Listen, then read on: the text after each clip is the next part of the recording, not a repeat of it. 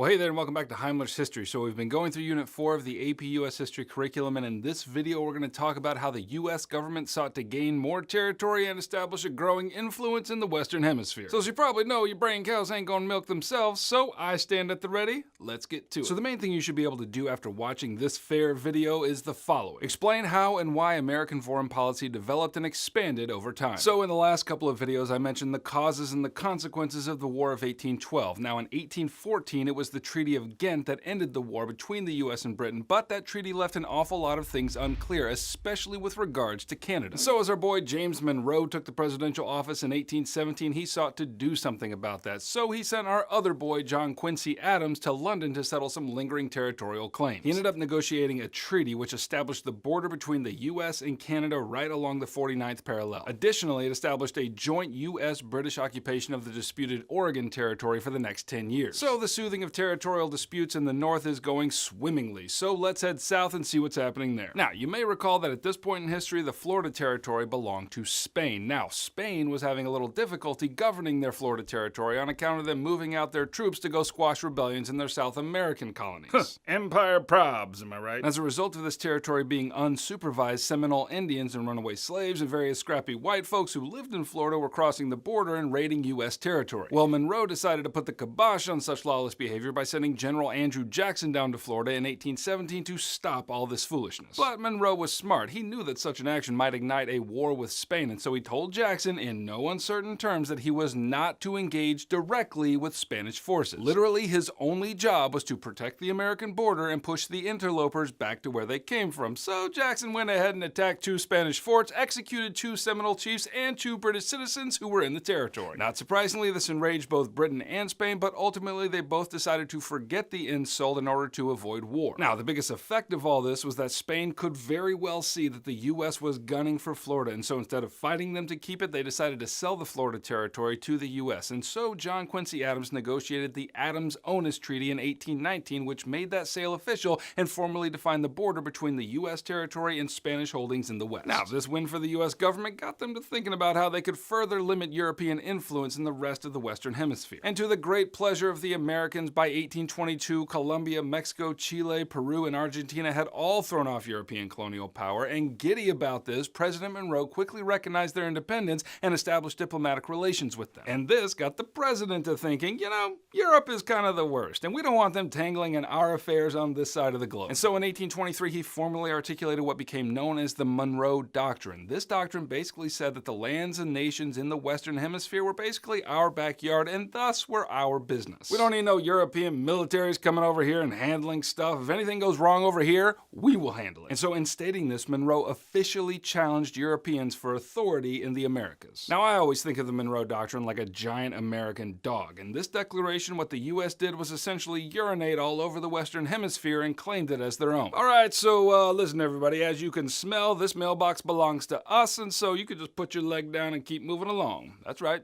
Keep on going.